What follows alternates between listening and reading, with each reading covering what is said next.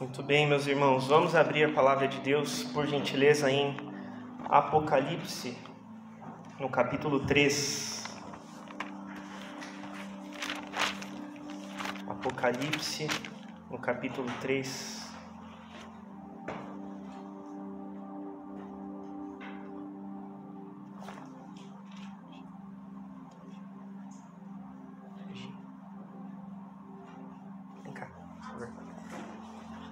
Nós vamos ler dos versículos 1 ao 6.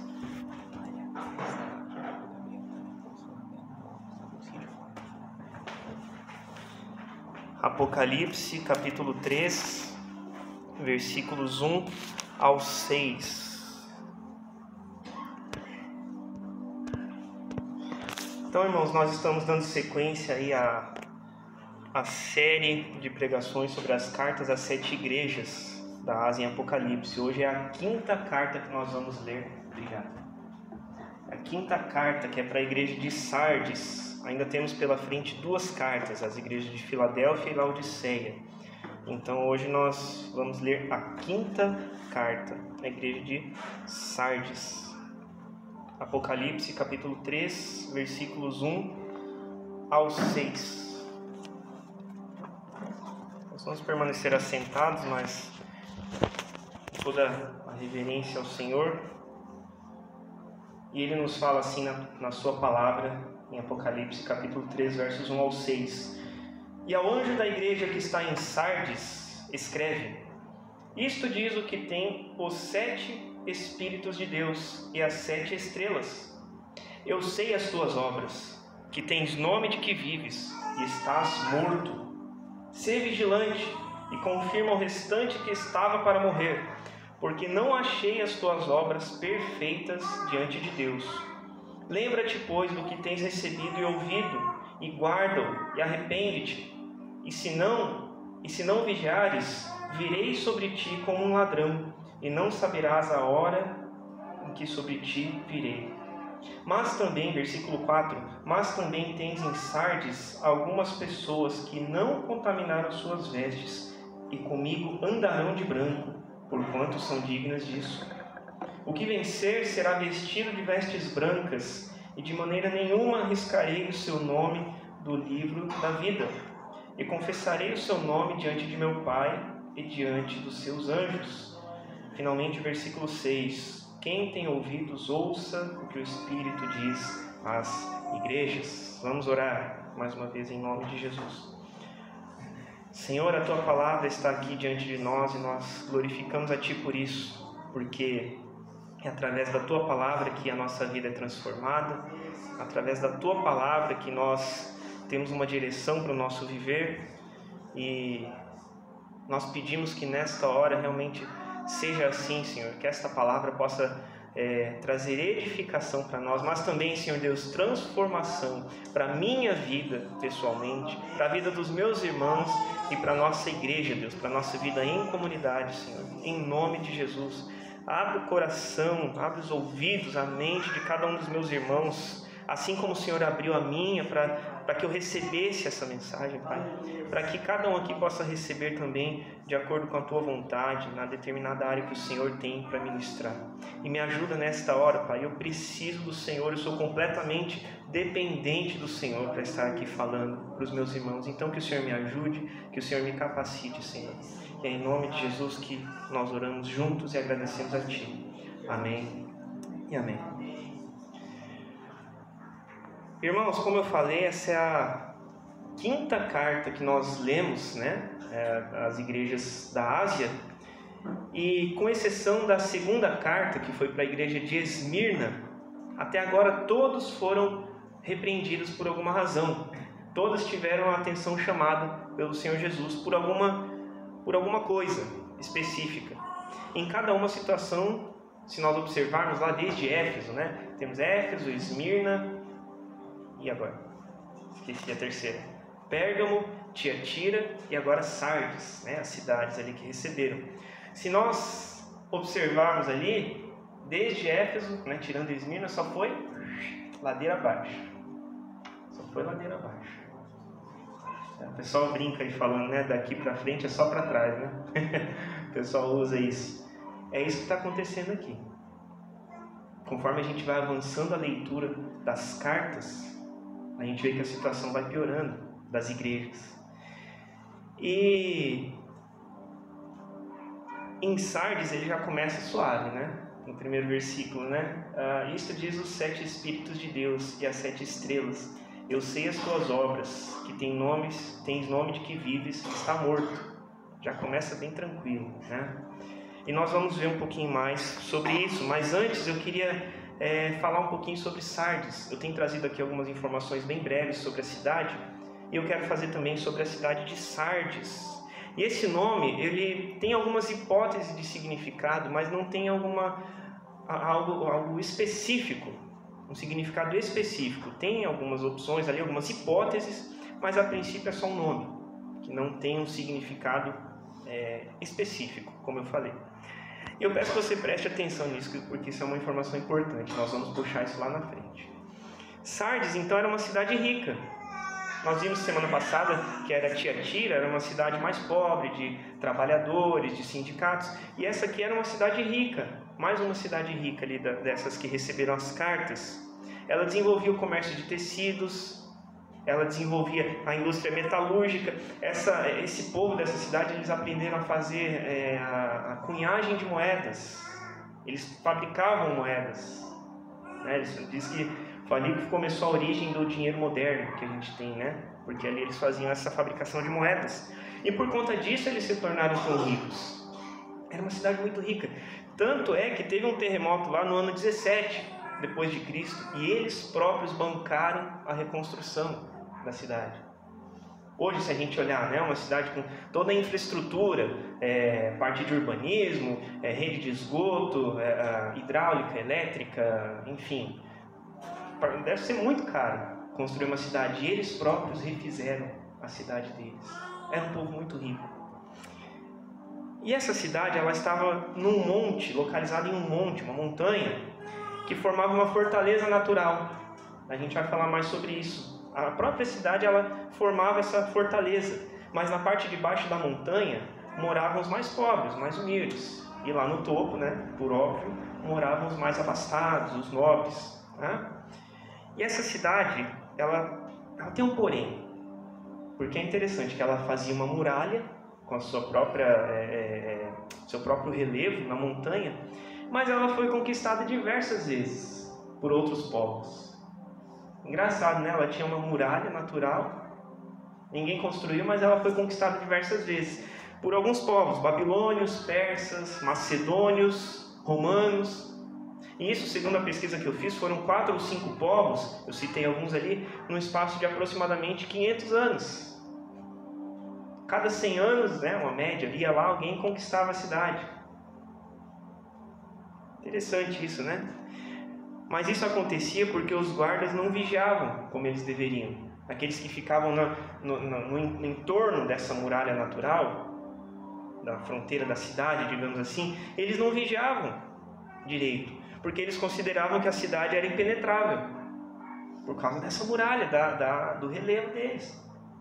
A gente está seguro aqui, ninguém vai entrar, está tudo certo, não dá nada, lembra? Não dá nada, está tudo bem. Era assim que eles pensavam. Então um pouquinho aí sobre a cidade de Sardes. Mas voltando ali, vamos ler o versículo 1 novamente, né? Ele começa ali. Então, e ao anjo da igreja que está em Sardes, escreve: isto diz os que têm os 7 Espíritos de Deus e as 7 estrelas. Eu sei as tuas obras, que tens nome de que vives e estás morto. Como eu falei, já começa suave, né? E novamente o destinatário da carta é o líder da igreja, é o pastor. Imagina para um pastor, né?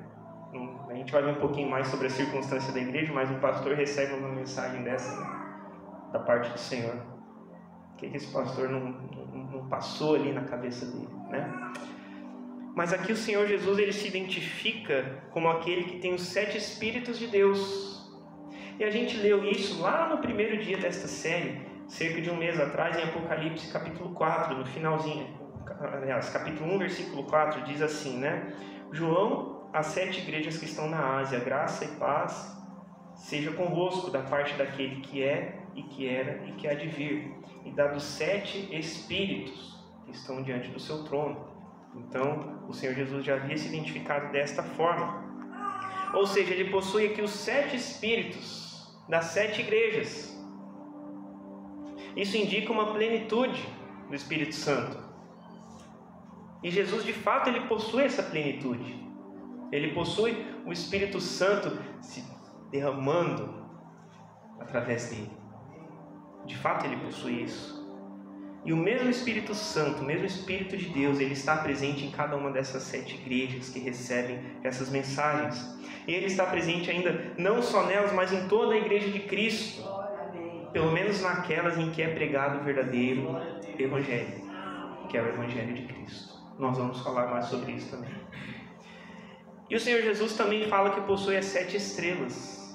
7 estrelas, se nós puxarmos lá em Apocalipse 1:20, são os 7 líderes das igrejas, os 7 anjos.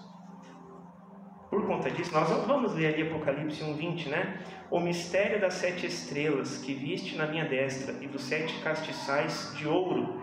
As 7 estrelas são os anjos das 7 igrejas. O Senhor Jesus, ele possui os líderes das 7 igrejas. Ou seja, aqui a gente entende que todos os líderes, eles são do Senhor. Eles são instituídos pelo Senhor. Só que Jesus, mesmo assim, ele fala em seguida sobre o estado da igreja de Sardes. E a gente vai se concentrar aqui um pouquinho nisso, de que aparentemente essa igreja ela tem vida, mas na realidade ela está morta. E apenas um trocadilho aqui para a gente, de repente, ilustrar um pouquinho melhor, mas eu fico pensando se nesse caso era uma igreja que aparentava estar viva, né, mas estava morta. Eu fico pensando se os membros, os irmãos ali de Sardes não eram, por favor, algumas aspas, zumbis gospel. Será que eles eram zumbis gospel? Sabe o que é zumbi, né? Um morto-vivo. Morto-vivo, tem uma aparência ali de um cadáver que tem uma certa... que foi reanimado, digamos assim, né? Tem alguns hábitos estranhos e tal, mas não é uma pessoa com uma vida completa. É um morto-vivo. Será que os membros de uma igreja que parecia estar viva, mas estava morta, também eram assim? Zumbis? Zumbis espirituais? E como essa percepção se aplica para nós? A carta não é apenas para Sardes. Eu tenho falado isso aqui continuamente. Não é para Sardes apenas, não é para Tiatira, não é para Éfeso, não é só para Pérgamo. É para Ebenezer, é para o Rafael, é para cada um de nós. Como isso se aplica a nós hoje?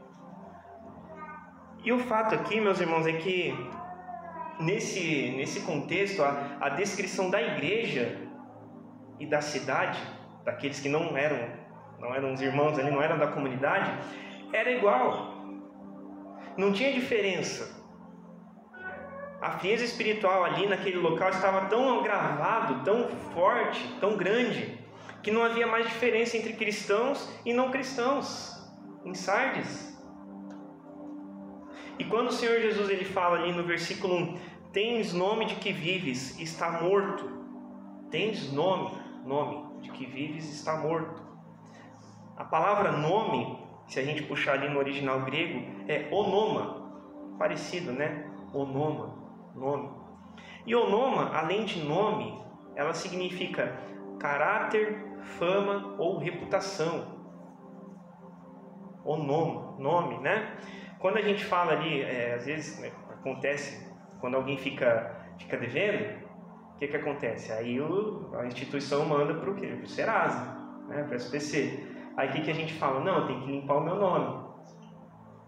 Porque o nosso nome fica manchado no mercado, porque está devendo. Então era mais ou menos isso aqui, é a fama, a reputação. Tem que limpar o nome, né? E Sardes, eu falei que não tinha nenhum significado específico, algumas hipóteses, mas não tinha algo específico ali, né? Então Sardes era apenas um nome. Era só uma palavra qualquer, entre aspas. Mas ela não tinha significado. como eu falei.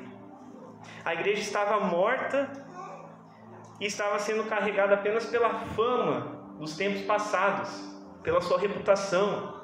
A igreja estava vivendo ali numa nostalgia, como a gente diz, estava igual ao museu, né? Vivendo de passado, pela glória que ela havia tido ali naquele local, naquela cidade, mas tinha ficado para trás. Agora, vamos pensar um pouquinho aqui comigo. E eu peço que você já vá abrindo, por favor, deixa marcado aí Apocalipse e volta um pouquinho ali para 1 João, primeira carta de João. Nós vamos ali para o capítulo 3, 1 João 3. Porque vamos pensar um pouquinho ali. Se a igreja de Sardes estava morta, ela estava morta, ela tinha aparência de viva, mas ela estava morta. Se a igreja estava morta, é porque ela não tinha amor ao próximo. Ela não tinha amor ao próximo, porque 1 João 4, verso 8, fala assim: aquele que não ama, não conhece a Deus, porque Deus é amor. Aquele que não ama, não conhece a Deus, porque Deus é amor. Se a igreja de Sardes estava morta, ela não tinha amor ao próximo. Como é que uma igreja que tem Deus, que por consequência ama ao próximo, vai morrer? E se ela não amava o seu próximo, aliás, eu falei errado, desculpa, me perdoem, inverti os textos, me perdoem. É 1 João 3,14 primeiro, desculpa, eu vi errado ali. Vamos voltar ali então. 1 João 3,14 fala o seguinte: nós sabemos que passamos da morte para a vida, porque amamos os irmãos. Quem não ama seu irmão permanece na morte. Agora sim, quem não ama seu irmão permanece na morte. Então a igreja de Sardes estava na morte. Por quê? Porque ela não amava o seu próximo. E se ela não amava o seu próximo, por consequência ela era uma igreja sem Deus. Agora sim, 1 João 4,8: aquele que não ama não conhece a Deus, porque Deus é amor.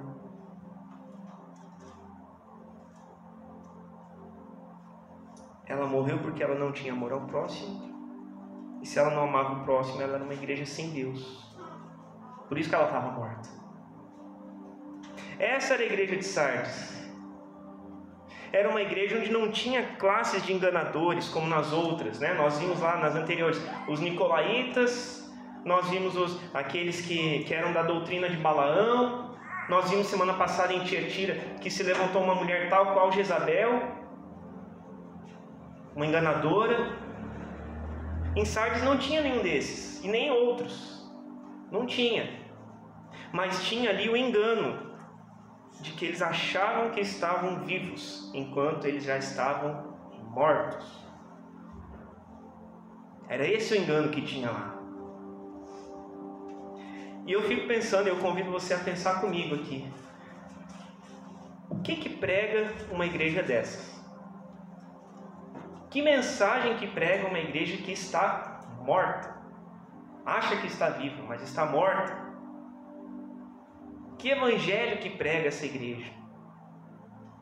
Paulo fala, né, em uma das suas cartas às igrejas aqui que a gente tem na palavra, que se chegasse alguém, mesmo que com aparência de anjo, que pregasse outro evangelho a não ser de Cristo, que fosse anátema, maldito seja, traduzindo, que fosse rejeitado.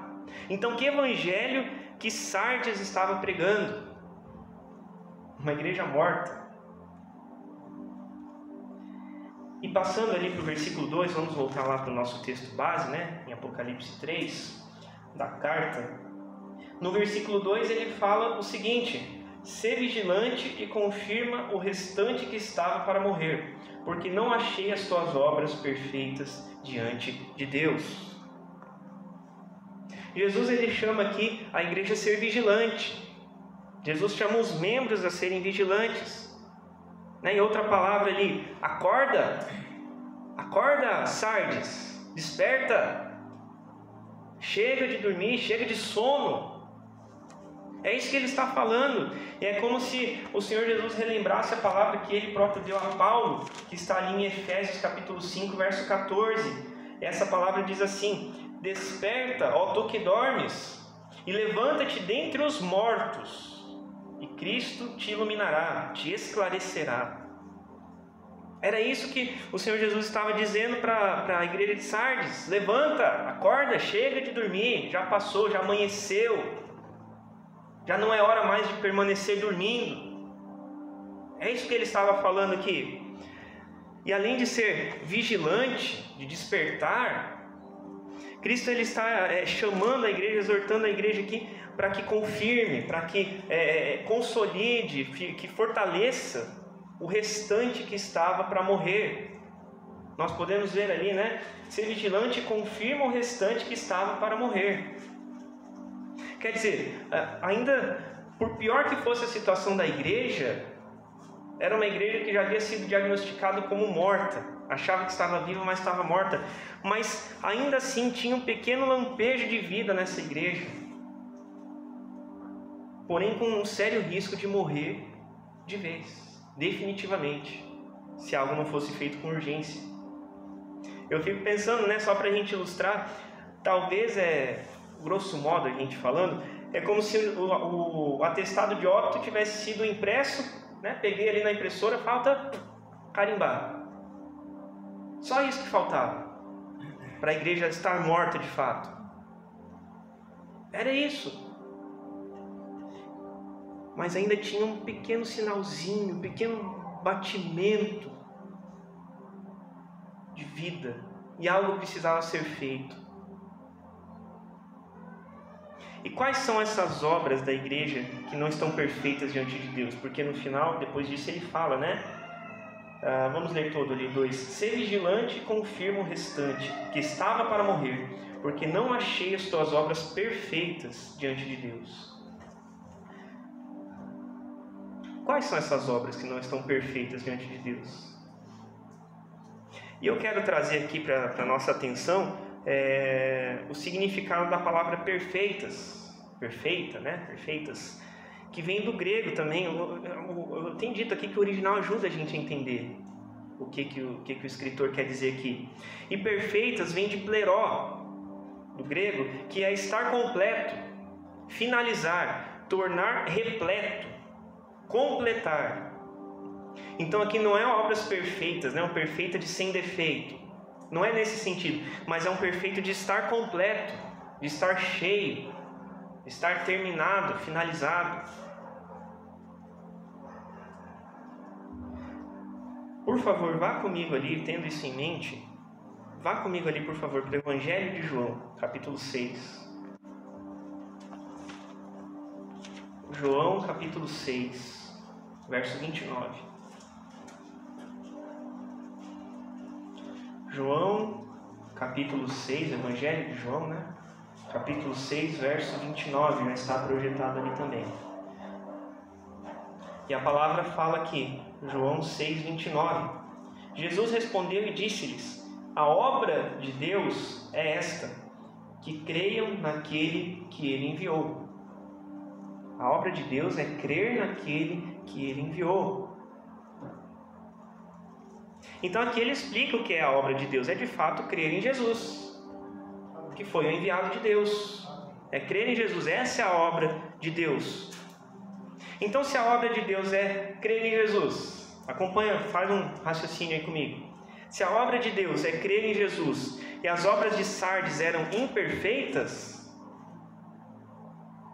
logo a gente pode chegar num ponto e entender que eles estavam realizando coisas sem colocar Jesus no meio. Por isso que não estava perfeita. Porque a obra de Deus é crer naquele enviado por Deus, Jesus.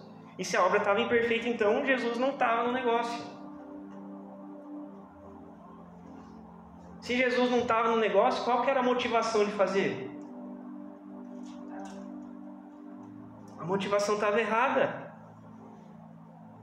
Era isso que estava acontecendo ali. E a Bíblia fala ainda em Tiago 2, um texto bem conhecido, eu só vou citar aqui rapidamente, que a fé sem obras, ela é o quê? Morta. A fé sem obras é morta. Não adianta só falar com a nossa boca. A fé tem que vir acompanhada de ações, atitudes, mudanças. Fé sem obras é morta. E essa era a fé da igreja morta de Sardes. Uma igreja morta tinha uma fé morta, sem obras, sem crer naquele que foi enviado por Deus, Jesus.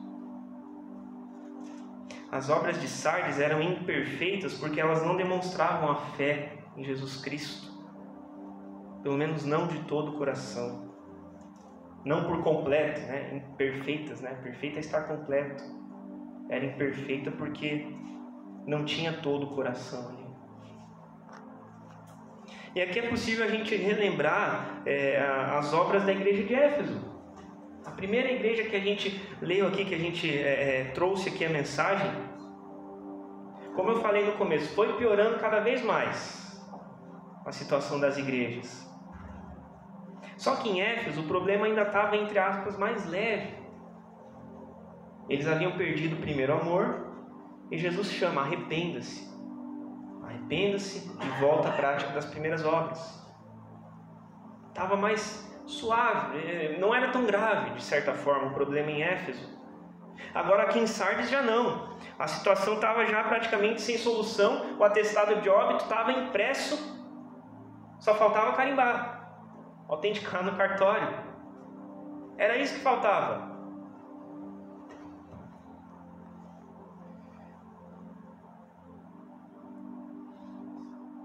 Era uma situação que aparentemente não tinha mais jeito, num olhar humano, num olhar terreno. Ele foi bem claro: você acha que está vivo, mas você está morto. E quantas vezes, meus irmãos, eu e você, todos nós, nos afastamos do Senhor Jesus por conta dos nossos pecados e achamos que não há mais solução, achamos que não há maneiras mais de nós restaurarmos a nossa relação com o Senhor, que o nosso atestado de óbito espiritual já foi autenticado. E por conta da vergonha do pecado, a gente vai se afastando cada vez mais. Cada vez mais, cada vez mais. Mas no versículo 3, na carta, o Senhor ele traz uma esperança, que ele mostra um jeito ainda de haver uma restauração. Ele fala ali: lembra-te, pois, do que tens recebido e ouvido, e guarda-o, e arrepende-te. E se não vigiares, virei sobre ti como um ladrão, e não saberás a hora que sobre ti virei. Ele dá todas as etapas. Deus é tão bom que Ele dá todas as etapas do processo. Coloca para mim ali o versículo 3, por favor. Ele dá todas as etapas do processo. Lá, ó. Lembra-te, e guarda, e arrepende. Lembre-se, não esqueça, guarda, retenha aquilo com você, no seu coração, e pratique. Pratique como? Através do arrependimento. Lembrar das palavras, guardar na mente e no coração e arrepender. Mudanças concretas, através de arrependimento. E esse apelo também é semelhante ao que foi feito à igreja de Éfeso também. Lembrar da mensagem, se arrepender e mudar a trajetória. Eu já falei aqui sobre metanoia, Metanoia é conversão, mudança de direção. Se eu estou indo para cá e passo por uma metanoia, eu venho para cá. Conversão é isso, conversão a Jesus. Eu estou indo em direção oposta a Jesus. Vamos fazer para cá, porque a cruz está ali, mais fácil. Eu estou indo para cá em direção oposta a Jesus. Eu passo por uma conversão, uma mudança de mente. Eu começo a me mover em direção a Jesus, a cruz de Cristo. Conversão é isso. E é isso que o Senhor Jesus estava conclamando a igreja de Sardes a fazer. Se arrepender. E mostrar os frutos do seu arrependimento. Só que se ela não desse atenção ao alerta, o juízo ia acontecer de forma repentina.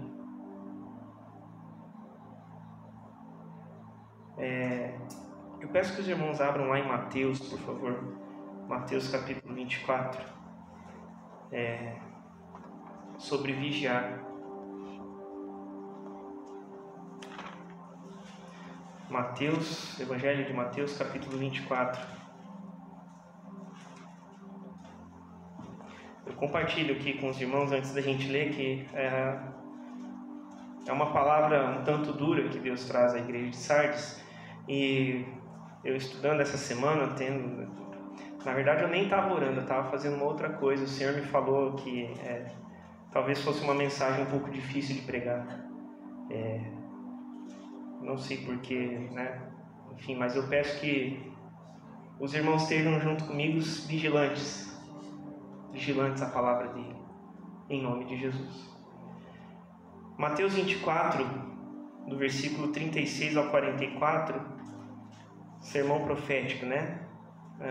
O Senhor Jesus fala assim, Mateus 24, a partir do 36 até o 44.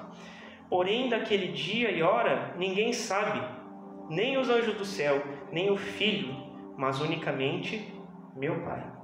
E como foi nos dias de Noé, assim será também a vinda do Filho do Homem.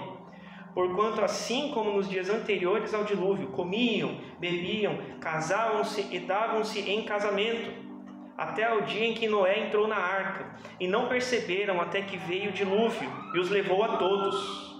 Assim será também a vinda do Filho do Homem. Versículo 40. Então, estando 2 no campo, será levado um e deixado outro. Estando 2 moendo no moinho, será levada uma e deixada outra. Vigiai, pois, porque não sabeis a que hora há de vir o vosso Senhor. Mas considerai isto: se o pai de família soubesse a que vigília da noite havia de vir o ladrão, vigiaria e não deixaria que fosse arrombada a sua casa. 44. Por isso estáis vós apercebidos também, porque o Filho do Homem há de vir a hora em que não penseis, ou a hora em que não esperais. Eu falei há pouco que eu glorifico a Deus porque Ele tem alinhado as coisas de uma forma tremenda. E há pouco aqui o irmão João Batista deu o exemplo de Pedro, né? Quando Pedro foi caminhar sobre as águas, né? E meu pai também sempre cita esse texto, que enquanto Jesus olhava, enquanto Pedro olhava para Jesus, ele estava caminhando, ele deu ali uns 3 passinhos, né, irmão? Alguns passos ali, enquanto ele olhava para Jesus. Depois que ele olhou para as ondas, para a tempestade, para o outro lado, ele afundou. E é assim que a gente tem que pensar no reino de Deus.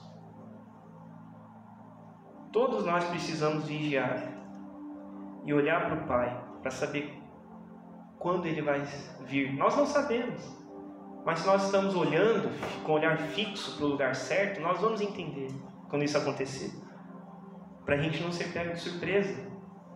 E ali os irmãos não precisam abrir, mas tem um texto também ali em próprio Apocalipse, no capítulo 16, verso 15, que fala também sobre essa questão de vigiar. E ele nos fala o seguinte, Apocalipse 16, 15: Eis que venho como ladrão, de forma inesperada, né? Bem-aventurado aquele que vigia e guarda as suas vestes, para que não ande nu e não se vejam as suas vergonhas. Bem-aventurado que vigia e guarda as suas vestes, para que se cubram as suas vergonhas. É o que o texto nos fala. Guarda as suas vestes brancas, para que se cubra a natureza pecaminosa da tua vida. É isso que ele está falando. Para que não se exponha toda a natureza pecaminosa minha e tua, nós precisamos vigiar e guardar as nossas vestes, para que elas sejam cobertas com a veste branca que o Senhor nos dá, que redime, que cobre todo o pecado. É isso que ele está falando aqui. E meus irmãos, Sardes, a cidade de Sardes ali, eu falei que ela foi conquistada ali mais ou menos segundo as minhas pesquisas ali, umas 5 vezes. num espaço de quase 500 anos. Justamente porque ela não vigiou suas fronteiras como deveria. Tinha lá os guardas, os comandantes, os vigias. Mas de repente eles estavam conversando do problema que tinha lá na casa, do telhado que eles tinham que consertar, estava jogando um baralho, estava fazendo qualquer coisa, mas não estava vigiando.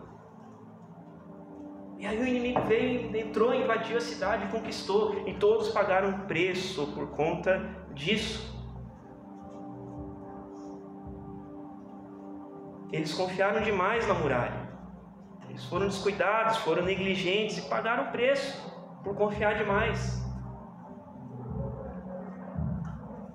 Tem alguém aqui que atravessa a rua de olho fechado ou sem olhar para os lados?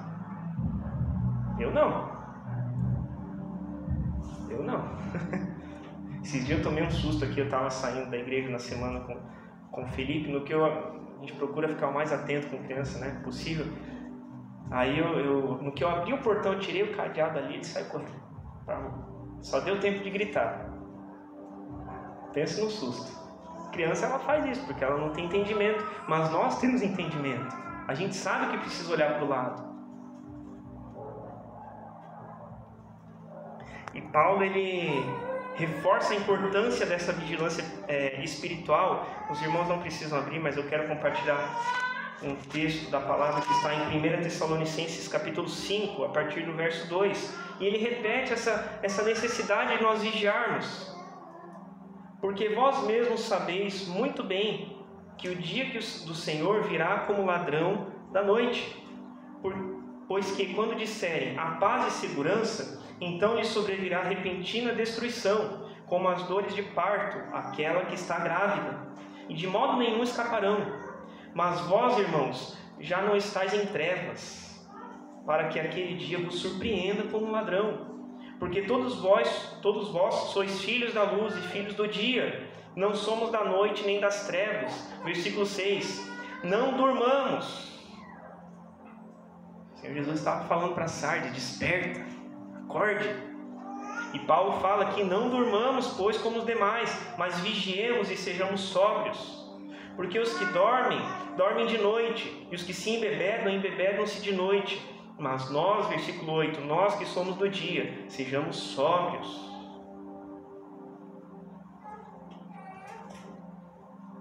Ele fala ali sobre dores de parto, né? Dores de parto, ali no versículo 3. Repentina destruição como as dores de parto, aquela que está grávida, né? Nós temos, alguns irmãos têm mais gestações aí, né? Na sua casa, no seu lar, mas nós temos 2 gestações lá em casa, né? Que passamos, e na última, que foi da Ana Clara, a Márcia já vinha sentindo algumas dores ali, né? Os primeiros sinais, né? Enfim, e eu estava trabalhando, né? Naquele alerta. Qualquer coisa eu já saí correndo. E de fato foi assim, era quase 5 horas da tarde, ela falou: venha porque acho que é agora. Queria voltar para casa achando que era alarme falso. Mas o fato é que nós ali saí correndo e tal. A gente chegou no hospital 6 horas da tarde, da noite, enfim. A Ana Clara nasceu às 8h21 da noite. Quase 2 horas e meia ali, bem rápido, né? Bem rápido. Agora imagina se em uma circunstância dessa, minha filha prestes a nascer, aí chega na semana 38, 39 ali, deu 39 alguma coisa, acho, a gestação dela. Ai, puxa, a gente tá entrando na semana 39, a gente precisa ir lá comprar a mala, tem que pegar umas roupinhas ali e tal. Eu vou esperar chegar no momento ali para correr atrás disso? É claro que não. Claro que não, a gente vai se organizar antes, vai se preparar antes e ficar atento para a hora que o negócio acontecer. E é assim no reino de Deus, irmãos. É assim no reino de Deus. Nós precisamos vigiar. Se a gente não tivesse se preparado para o nascimento da minha filha, não teria dado tempo. Eu sempre falava: minha filha não vai ser dessas notícias que nasceu no carro. Eu sempre brincava assim, né? Não quero que a minha filha nasça no meu carro, não. Agora, se a gente não tivesse se preparado, talvez não teria dado tempo, Deus sabe como teria sido. Então a gente precisa vigiar, estar atento, porque a gente não sabe quando vai ter que prestar contas ao nosso Deus. Seguindo no versículo 4 da carta do Senhor Jesus a Sardes, ele fala o seguinte: mas também tem em Sardes algumas pessoas que não contaminaram suas vestes, e comigo andarão de branco, porquanto são dignas disso. Então vamos lembrar ali que mesmo em situação de morte, decretada praticamente, a igreja de Sardes ela tem os remanescentes, que permaneceram, aqueles que ficaram firmes apesar das circunstâncias, das perseguições. Não vamos esquecer que a perseguição ali no Império Romano acontecia em todos os lugares, por conta da idolatria, e ali também não era diferente, mas ali ainda tinha alguns cristãos verdadeiros, em Sardes. E apesar da igreja estar toda contaminada, morta, esses poucos que restaram permaneceram firmes. Através disso a gente entende que cada um responde pelas suas próprias obras diante do Senhor. Cada um responde. A igreja estava com sérios problemas, mas aqueles fiéis, verdadeiramente fiéis que estavam lá, eles não estavam sendo repreendidos, eles não estavam sendo chamados a se arrependerem. Pelo contrário, eles eram a esperança de que a igreja começasse a mudar de situação, porque eles criam no verdadeiro evangelho. E segundo o próprio Senhor Jesus, esses crentes fiéis são dignos de caminhar de vestes brancas com Jesus, porque eles tiveram as vestes lavadas no sangue do Cordeiro. Se não fosse isso, talvez as vestes deles estariam diferentes, amassadas, manchadas de graxa, sei lá do que, amarrotadas. E no versículo 5, o Senhor Jesus ainda fala sobre isso, que essa mesma é a recompensa àqueles que ficarem firmes. Olha lá, o que vencer será vestido de vestes brancas. Vestes brancas.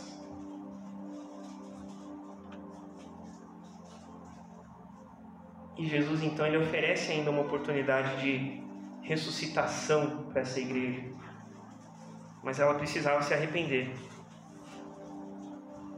É igual nós podemos nos lembrar aqui, puxa aí comigo na sua memória, a história do filho pródigo, tão conhecida, né?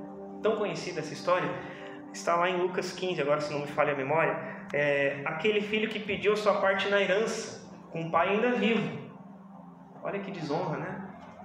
Pedir a parte da herança com o pai ainda vivo. E ele vai embora com a sua parte, o pai dá a herança, a parte dele, ele vai embora, ele gasta tudo com bobagens, e no fim ele fica sem dinheiro, até para as necessidades mais básicas. E quando ele estava tendo quase que comer o mesmo que os porcos comiam, a lavagem dos porcos, ele resolve voltar para a casa do pai, e ele profere palavras de arrependimento. Pai, pequei contra o Senhor e contra Deus, já não sou digno de ser chamado de seu filho. Foi isso que ele falou para o seu pai. E aí o que acontece? O pai nem ouviu, nem deu bola porque ele falou. O pai foi lá, abraçou, beijou seu filho e mandou o quê? Colocar a melhor roupa, a melhor veste que ele tinha na casa. Mandou colocar no seu filho. E é isso que também o Senhor nos diz hoje. É isso que o Senhor fala para Sardes e nos fala hoje. Ele fala aqui para a igreja: se arrependa, volte, permaneça firme, vigie. Eu te darei novas vestes, vestes brancas, não uma veste manchada, amarrotada, sem passar. Não, vestes brancas, novas, o melhor que eu tenho. É isso que o Senhor nos fala hoje. E a estes, os vencedores, os que ficarem firmes, o Senhor Jesus garante o cumprimento da sua palavra, que ele havia proferido lá, registrado em Mateus 10:32. Portanto, qualquer que me confessar diante dos homens, eu confessarei diante do meu Pai que está nos céus. Jesus ele fala: de maneira nenhuma arriscarei o seu nome do livro da vida, e confessarei o seu nome diante de meu Pai e diante dos seus anjos. Versículo 5. Quando o Senhor Jesus confessar o nosso nome diante do Deus Pai, essa é a garantia que nós temos da vida eterna. Quando o nosso nome for mantido no livro da vida e não riscado. E no final ele encerra essa carta reforçando o que ele já havia falado no versículo 3, né? Quem tem ouvidos, ouça o que o Espírito diz às igrejas. Lembra, guarda, arrepende. Se você escutou essa mensagem, não apenas com os ouvidos, mas escute também com os ouvidos espirituais. É isso que ele está falando. Quem tem ouvidos, ouça. Mas não seja apenas ouvinte, seja também praticante. É Tiago, se não me engano, quem vai falar isso. Não apenas ouvintes, mas praticantes da palavra, da mensagem, da revelação. Eu já estou concluindo, meus irmãos, e como eu tenho dito nas últimas pregações,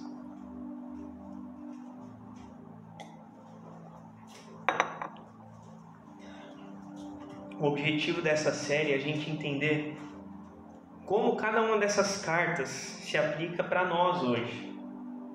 E quando eu falo nós, eu falo IPI Ebenezer, para a Igreja do Senhor, como eu tenho falado, para a Igreja de Pontal, de Guaratuba, de Antonina, de Curitiba, de São José, todos.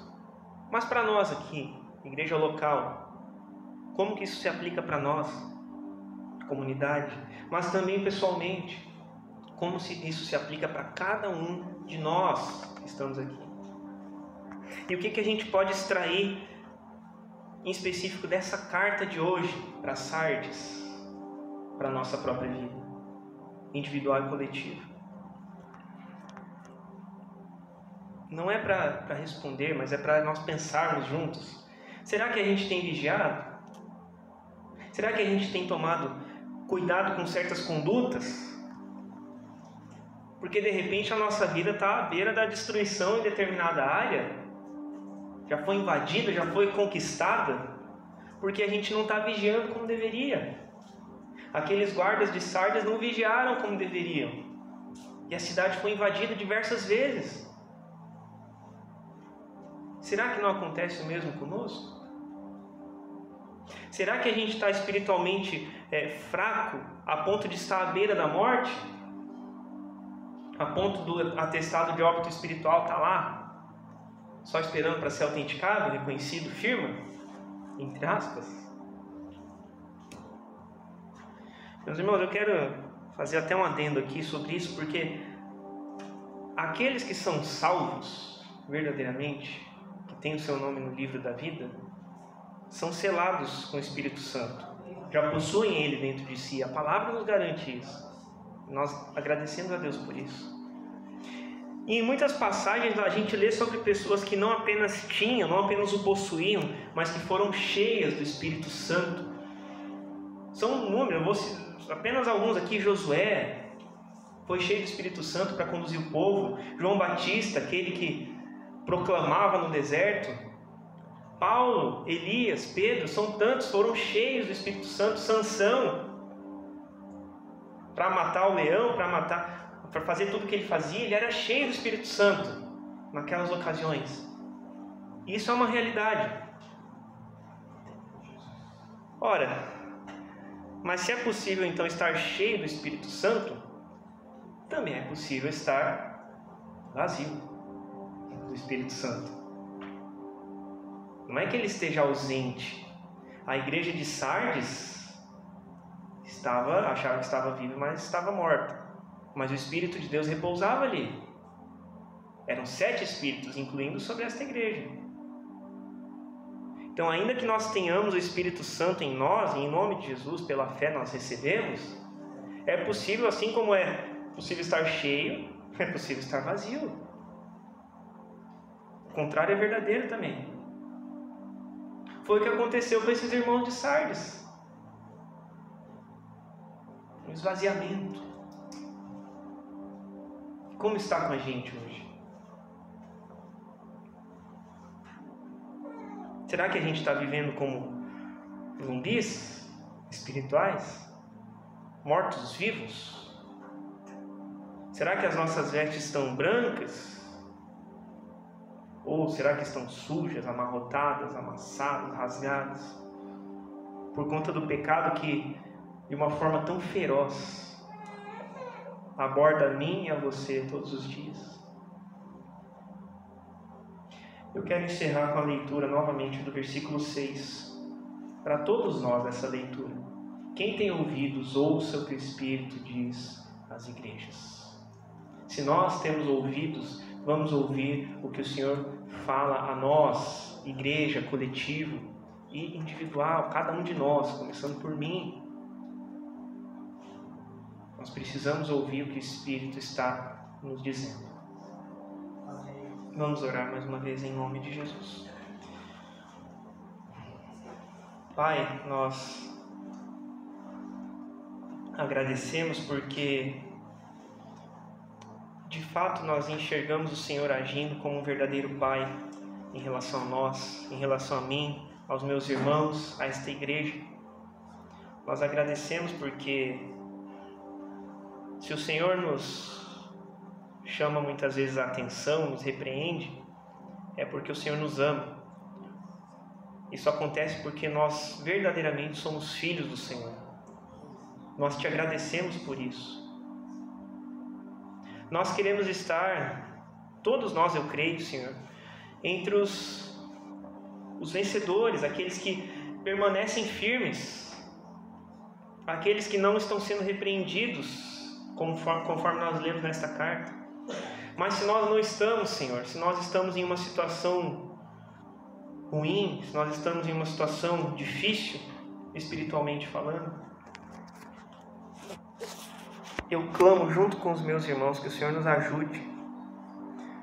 Porque se nós estamos achando que está tudo bem, achando que estamos bem diante do Senhor, vivos, mas estamos mortos, que o Senhor tenha misericórdia de nós e nos traga nova vida, Senhor.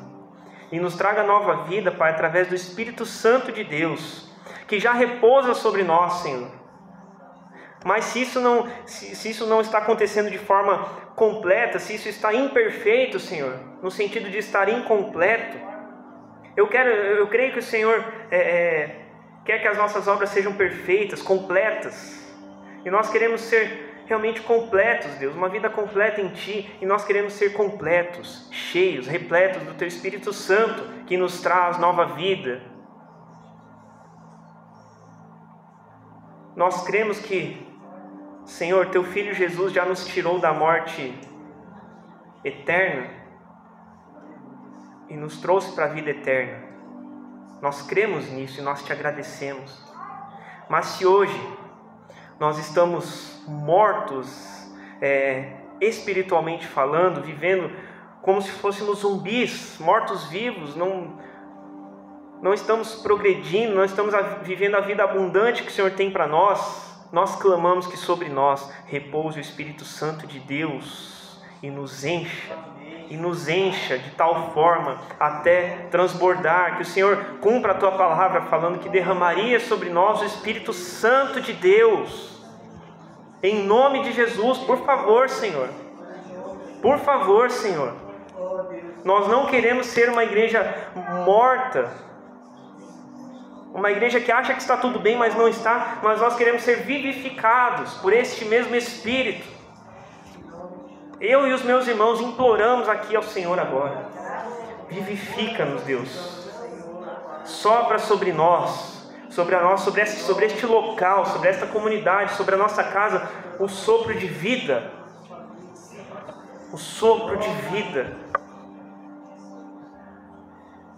Quando o Senhor criou o homem, primeiramente ele era apenas um formato de barro, mas o Senhor teve que soprar vida das suas narinas, para que ele se levantasse e vivesse de acordo com o Teu propósito. E se nós estamos espiritualmente nessa condição, que o Senhor faça igual conosco hoje, Senhor. Sopra vida sobre nós. Vida. Nós não queremos sobreviver, Senhor. Nós queremos viver.